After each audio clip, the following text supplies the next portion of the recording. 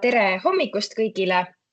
Mul on hea meel tervitada teid tippkeskuse maikuu kohvihommikul, mis on kusjuures järjekorras juba 14. tippkeskuse kohvihommik. Ja infoks, et see on meie selle kevade viimane kohvihommik ning vahepeal läheme väikesele suvepuhkusele, et teid septembrist taas uute põnevate teemadega kostitada. Ning kui teil on endal mõni teema, millest teile tundub, et võiksime oma kohvihommikutel lähemalt rääkida, siis kirjutage meile julgesti. Täna räägime aga sellest, kuidas on võimalik kasutada ökosüsteemide ja nende hüvede kaardikihte maakasutusotsuste toetamisel. Meile räägib Madli Linder, kes on andmeanalüütik Tartu Ülikooli geograafia osakonna maastiku geoinformaatika töörühmas. Seal panustab ta praegu maakasutuse kaardistamisesse ning mullastiku teemalistesse projektidesse. Madlil on pikaajaline kogemus looduskaitse ja elurikkuse valdkonnas.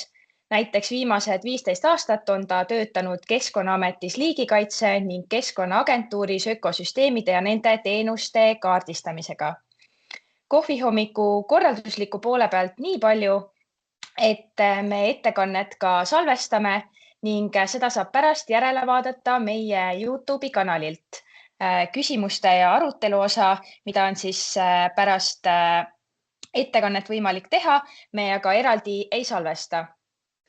Minu poolt ongi siinkohal praeguseks kõik ning ma soovin kõigile põnevat kuulamist ning ma annaksingi sõnajärje üle nüüd Madlile ja ise lõpetan ka siis jagamise.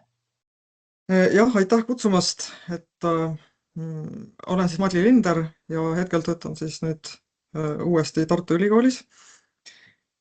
Ja keskendun täna põhiliselt ökosüsteemide ja nende teenuste ehk siis hüvede temaatikale, millega ma olen siis ise ka nüüd eelmistel aastatel hästi tihedalt seotud olnud Keskkonnaagentuuris töötades, kus me siis sellise kahe suure projekti raames, mida me nimetasime Helme 1 ja Helme 2, töötasime siis koos teadlastega, kes on siis ka tippkeskuse liikmed, päris paljud neist, välja üleriigilised metoodikad maismaa ökosüsteemide hindamiseks ja kaardistamiseks. Ja täpsemalt siis ökosüsteemide ulatuse kaardistamiseks, ehk selleks, et kus millised ökosüsteemid on, siis nende ökoloogilise seisundi ja sidususe ja siis looduse hüvede kaardistamiseks. Ja looduse hüvede puhul siis nende kogused, paiknemine, kus nad esinevad, ja siis Helme 2 raames ka majandusliku väärtuse. Ja need 3 komponenti, siis ulatus, seisund ja hüved on siis üksteisega väga tihedalt seotud, et kui palju siis hüvesid üldse on ja kus nad paiknevad. Miks me sellega üldse tegelesime, et mina ise olin sellel ajal siis riigipoolne esindaja, aga ökosüsteemi teenuste teema on päris vana juba, see kontseptsioon aastakümneid, aga Eestisse ja Euroopasse siis tuli see üleriigilise kaardistamise lähenemine põhimõtteliselt läbi elurikkuse strateegia, Euroopa Liidu elurikkuse strateegia. Ja siis selle raames kõik Euroopa riigid siis üritasid üleriigiliselt looduse hüvesid ja sellega seonduvat kaardistada, nii ka meie siis. Ja selle tulemusena siis väga lühidalt kirjeldan ka, mis meie töögruppides siis valmis oli. Siis baaskaart, see on siis ökosüsteemide levikukaart. Siis väga oluline komponent on ökosüsteemide seisund. Siin on lühidalt kirjas, mille baasil see seisund sai hinnatud. Lähenesime siis 4 põhilisele maismaa ökosüsteemile eraldi. Iga ühe puhul siis määratleti teadlaste poolt kriteeriumid, mis on kõik vaja arvesse võtta. Iga ühe jaoks neist on siis erinevad andmekogud, andmestikud, kaardikihid, mis siis sai kõik kokku pandud vastavalt siis määratletud kriteeriumite lävenditele ja erinevatele kombinatsioonidele, mis siis sai paika pandud. Siin on siis täpsem ülevaade, kuidas need seisundi klassid siis kujunesid. Iga suurema maismaa ökosüsteemi puhul olid siis klassid A-st kuni D-ni või siis metsa puhul ka kuni F-ini. Ja siin paremal pool on siis näha, et kuidas neid on võimalik siis ka lihtsustatud käsitleda, et kui see A-Stefini läheb liiga detailseks, et siis on võimalik ka jagada need lihtsalt heaks, keskmiseks ja viletsaks seisundiks. Detailidesse siin ei jõua minna, aga siin on näha jah, et kui palju elemente siis iga ökosüsteemi puhul arvesse sai võetud, et selline agregeeritud lähenemine, et muidu üldiselt on Euroopas ja mujal ka lähenetud ühe indikaatori kaupa, aga siis see lähenemine on selline hästi kompleksne ja agregeeritud.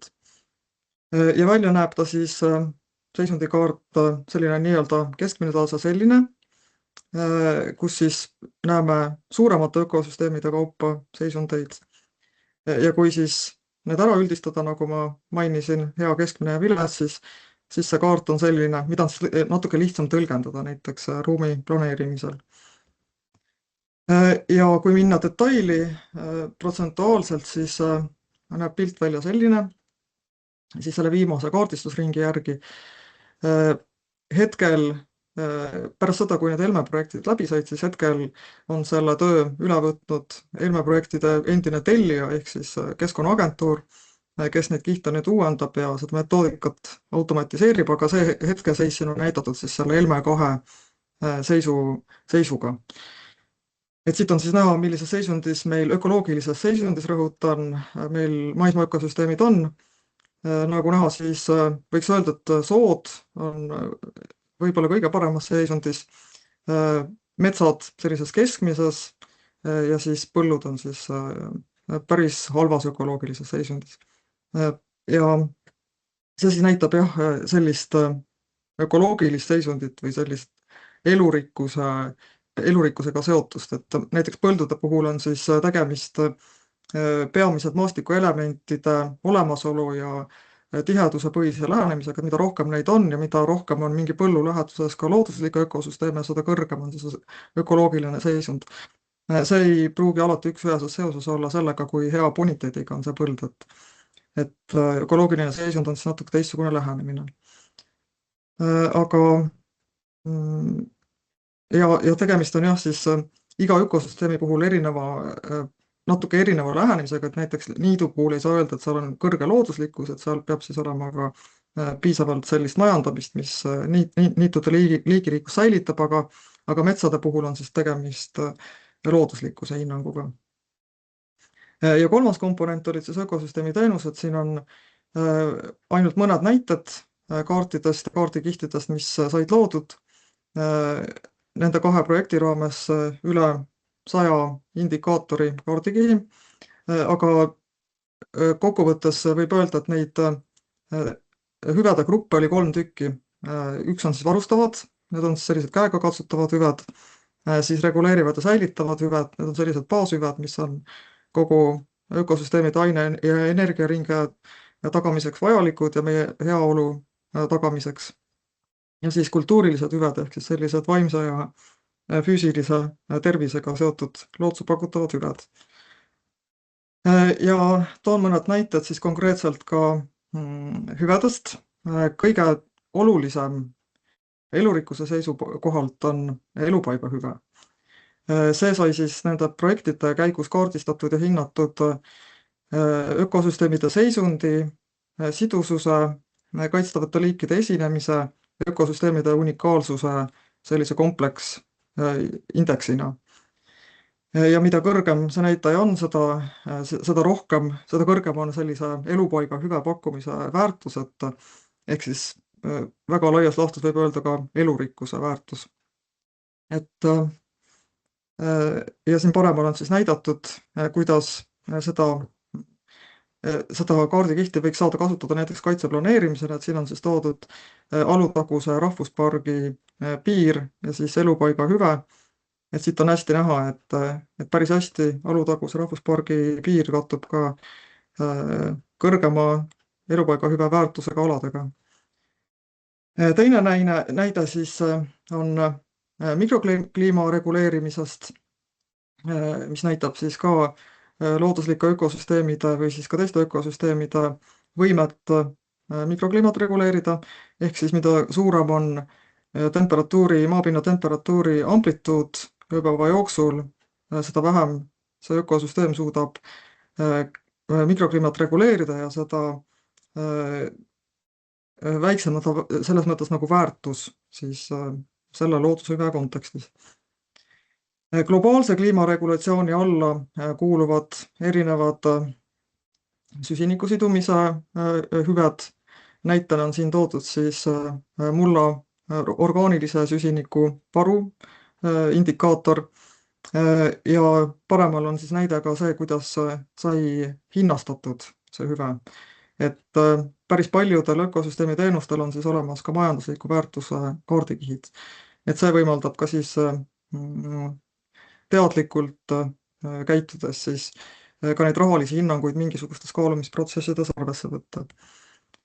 Üks oluline hüve on ka veevoogude reguleerimine. See on siis, see näitab, kui hästi ökosüsteemid suudavad veevoogusid, näiteks ka üleujutusi puhverdada, neid ökosüsteemides nii-öelda kinni hoida. Ja siin siis ka näide toodud sellest, kuidas me seda hinnastasime. Tegime seda siis selle alusel, et kui palju maksaks sama vee hulga kinnihoidmine tehis veekogus või märgalal. Siis üks näide varustavatest hüvedest on siis loodusandidest jõhvikate pakkumine ja nende hind. Ja siis kultuurihüvedest tooks välja siis puhkeväärtuse kihid, et siin on siis üks näide, mida saab kasutada eraldi või siis ka sellise kompleksvirgestusväärtuse komplektis, kus me siis andsime kõikidele erinevatele ökosüsteemi tüüpidele ja nende seisunditele kaalud, et kui olulised nad võiks olla inimesele puhkamiseks 1–10 siis. Et vasakul on siis näha, millised kaalud on ja kaardi peal nähtav pilt on siis paremal pool toodud kaardil.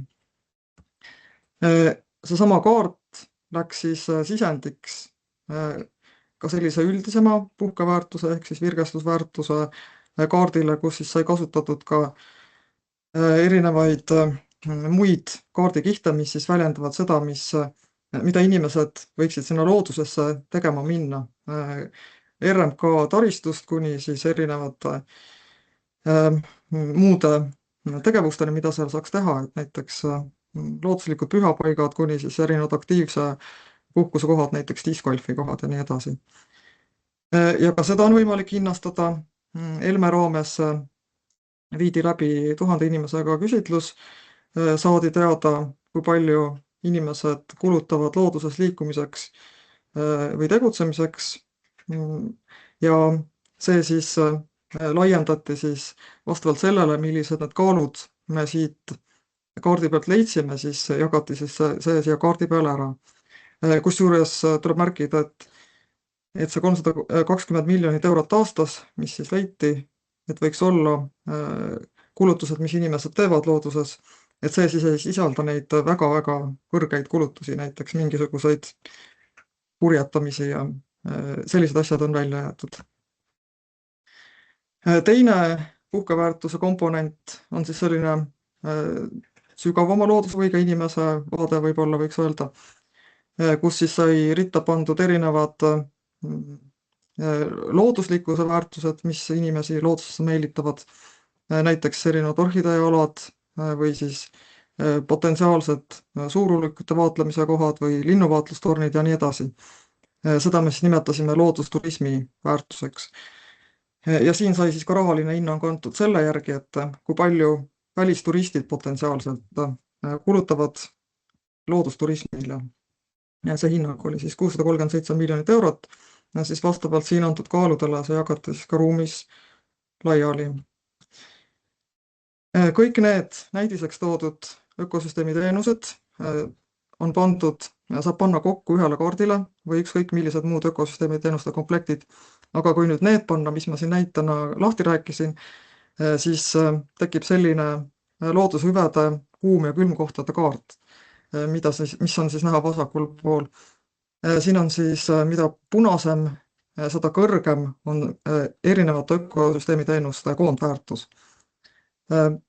Kõik need ökosüsteemi teenused on eri skaalal, aga need saab ära standardiseerida, kokku liita ja siis pärast uuesti ära standardiseerides saab sellise lihtsa ja kergesti interpreteeritava kaardi. Ja kui te vaatate siin parempoolset kaarti meeldetuletuseks, siis on näha, et see klapib üsna hästi looduse seisundiga. Kuna siin on ka selline komplekt ka ökosüsteemi teenustest, mis pigem kirjeldavad sellist elurikkuse kõrgemat seisundit. Et siit on välja jäetud sellised varustavad teenused nagu puiduteenus või turbavarumise teenused, mis siis tihti ei ole elurikkuse kõrgema väärtusega otseselt seotud.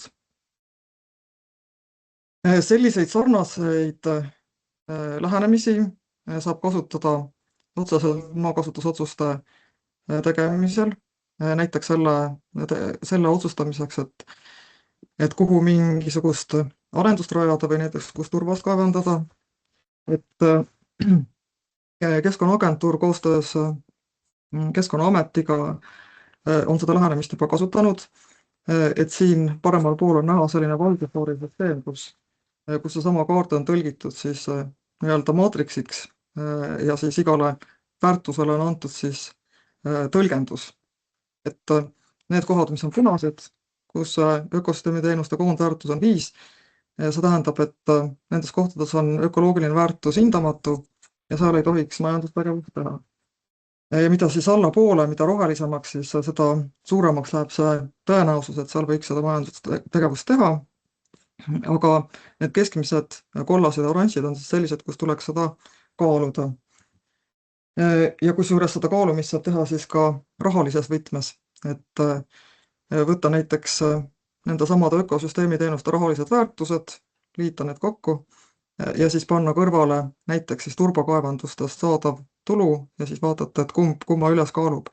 Et näiteks kui me vaatame seda kollast lahtrit, siis selle puhul, kollaste alade puhul, siis peaks majanduslik tulu olema suurem kui siis võimalik ökoloogiline kahju, ehk siis kahju siis näiteks turba kaevandamisest ökosüsteemi teenuste kadumisel. Et kui me teame, et kui turvast kaevandada, siis globaalse kliimaregulatsiooni teenus ehk siis mulda seotud orgaaniline süsinik hakkab lenduma ja kaob sealt, sellest asukohast. See on siis üks näide sellest, kuidas saab kaaluda ökosüsteemi teenuste kaardikihtidega erinevaid tegevusi. Siit jõuame ühe hästi aktuaalse teemani, mis on maahõive hierarhia. See on ka, ei ole üldse uus teema, et seda on ka keskkonnamõju hindamises väga-väga kaua seda lähenemist tegelikult kasutatud, aga maakasutusse ta tegelikult jõudis täpsemal kujul siis mullastrateegia kaudu ja selle kohaselt siis tuleks täiendavat maahõivet ja mulla katmist vältida kõigepealt, siis tuleks korduskasutada juba rikutud alasid ja seejärel siis, kui on vaja mulda katta või sinna midagi arendada, siis tuleks mõjusid minimeerida või kui tõesti toimub looduslike ökosüsteemide hävimine, siis tuleks teha kompenseerimist. Ja siin vasakul on siis juba kõige uuem lähenemine samast asjast, mis on siis üleriigilise planeeringu eelnõus, kus siis on detailselt juba sõnastatud see, et uute tehisalade ka maahõivet tuleks vältida. Ja just siis, et ökoloogilises seisundis heas ökoloogilises seisundis ökosüsteemide rikkumist tuleks vältida, väga lihtsustatult öeldes. Et see on siis selline hierarhia, kuhu saab väga hästi seda ökosüsteemi teenuste kontseptsiooni rakendada tegelikult, et kus on rohkem ökosüsteemi teenuseid kõrgema väärtusega, selliseid olulisi, mida võiks mingisugused maahõiveprotsessid kahjustada, et seal siis tuleks seda vältida ja ka heas ökoloogilises seisundis näiteks Helmejärgi aladele uue maahõive tekkimist. Ja siis kasutusele saaks võtta pigem siis juba rikutud alasid, näiteks siis madalama ökosüsteemi teenuste väärtusega alasid või halvemas ökoloogilises seisundis alasid. Toon siin näiteks ka, kui keerukas see tegelikkuses on, et siin on siis eelmine aasta Maaülikooli professori töörühma Evelin Jürgensoni poolt loodud selline skeem, et kui palju on erinevaid maakasutusi, millest osad on siis nii-öelda kooskasutajad, osad on konkurendid ja osad on üksteisest sõltuvad. Nii et kõigi nende vahel tuleb siis tegelikult maakasutus ära jagada ja siis seda niimoodi hierarhiliselt, nagu eelmisel slaidil oli kirjeldatud, et jah, see saab olema päris keeruline protsess, aga Eesti riik peab ka sellega tegelema. Ja siin on siis üks selline maakasutusteks jagamise näide tuuleparkide näitel, mis sai sisse ka Keskkonnaagentuuris tehtud tuuleparkide eelisarendusalade väljavalimise töös.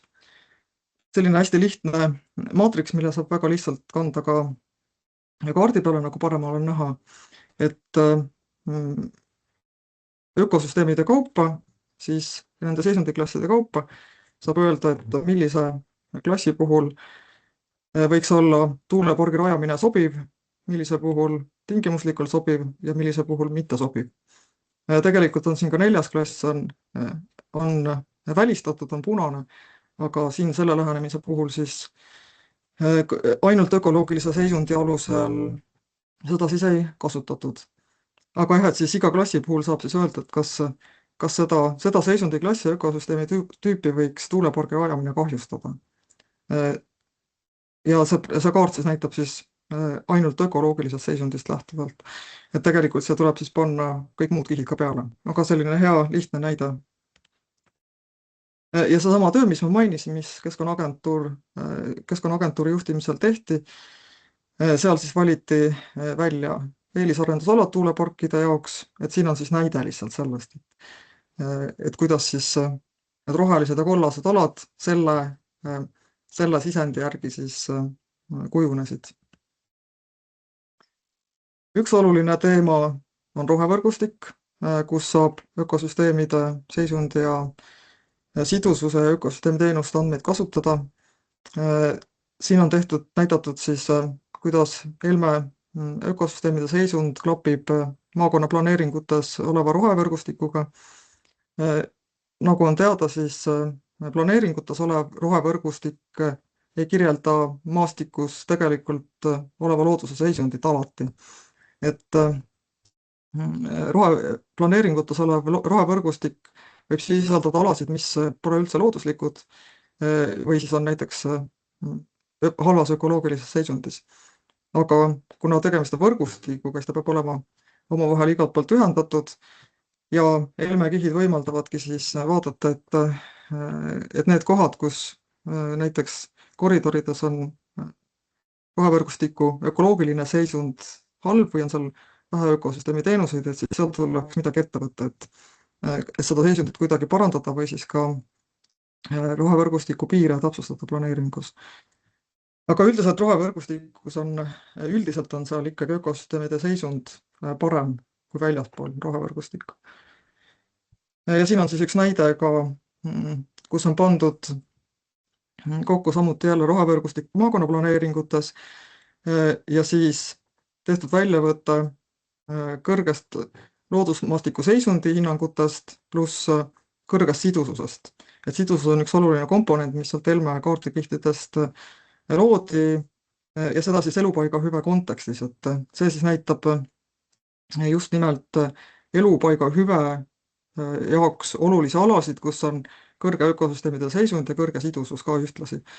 Peale on pandud kaitsealad ja rohevõrgustik ja hoiualad, ja ära ka nummerdatud osad kaitstavatest aladest, et oleks näha, millised nad siis sisemiselt välja näevad, et Haanja looduspark ja Otepää looduspark on seisundi ja sidususe poolest, kõrge seisundi ja sidususe poolest ei ole just kõige paremas korras, võiks öelda. Sellest Karula rahvuspark, Meenikunna ja Mustaja kaitsealad on siis, võiks öelda, paremas seisukorras. ja oluliselt siis ka tegelikult rohevõrgustikus, et kuna seal need tumedad laigud on. Et selline lihtsalt üks näide ühest piirkonnast siis. Ja elmekihid siis aitavadki tegelikult siis vaadata, et kus need valged laigud on või et kus siis seda sidusust tuleks parandada mingisuguste võtetega, kas siis looduse taastamine, mingite maastikuelementide rajamine või siis lihtsalt looduse rahule jätmine ja nii edasi. Ja siis sama piirkonna kohta siis näide ka eraldi metsade sidususest. Loodusmaastiku sidusus näitab siis heas ja keskmises seisundis metsade, soode ja niitude omavahelist sidusust, aga metsade kohta saab siis teha ka eraldi, et siin on paremal pool on siis näidatud, kuidas heas seisundis metsade omavaheline sidusus on. See näitab siis iga piksli, heas seisundis metsapiksli ümbruskonnas 1 kilomeetri raadiuses olevate teiste heas seisundis metsapikslite osakaalu. Et selline näitaja. Et siit siis need samad kaitsealad näiteks joonistavad tegelikult paremini välja. Et õnneks seal siis ikkagi seda heas seisundis metsa on. Kui nüüd vaadata sellesama maahõive kontekstis, mis ma mainisin juba uuesti ökosüsteemide seisundi kaarti, siis päris paljud lähenemised tänapäeval püüavad ökosüsteeme klassifitseerida puhtalt ökosüsteemi tüübi järgi, et kas ta on looduslik või mittelooduslik, antropogeenne, et näiteks siis selline ülemaailmne elurikkusvõrgustik nagu GBF, seal on üks selline indikaator, mida Eesti peab ka hindama, on looduslike ökosüsteemide ulatus, et selle kohaselt siis näiteks põllumajanduslikud ökosüsteemid ei ole looduslikud ökosüsteemid. Aga kõik need teised, mis siin meilgi siin praegu kaardi peal on, niidud, sood ja metsad, et need kõik võiks olla looduslikud siis selle lähenemise järgi. Et sama lähenemine, et põllud ei ole looduslikud, on ka Eestis, näiteks üleriigilises planeeringus, aga see, et kõik metsad või kõik sood võiks olla looduslikud, et see tegelikult nii ei ole, et soode puhul näiteks turbaväljad või jääksood, et neid küll kindlasti looduslikeks ei saa pidada. See, et kas metsad, mis on väga degradeerunud või niidud, on veel looduslikud, et see on siis juba vaidlemise küsimus, aga soode puhul on asi ikkagi üsna selge. Kui siis veel kasutustest rääkida, siis üks väga hea näide on siis põllumajanduslike ökosüsteemide puhul tuua, selle töötas siis Elmes välja Eve Veroman, kes on ka tippkeskusest oma tiimiga. Ja see lähenemine siis läks kasutusse ka reaalselt ühe põllumajandustoetuse maksmisel. Et Elme seisundipõhine lähenemine, et mida rohkem maastikuelemente, seda parem ökoloogiline seisund. Ja see lähenemine on selline, et maastikuelementidel on mõjualad ja kui nüüd põld on vähemalt 60% ulatuses kaetud nende mõjualadega, siis saab 20 või 21 eurot hektari kohta toetust ja kui on vähemalt 90% ulatuses nende mõjualadega kaetud, siis saab juba 30 või 31 eurot.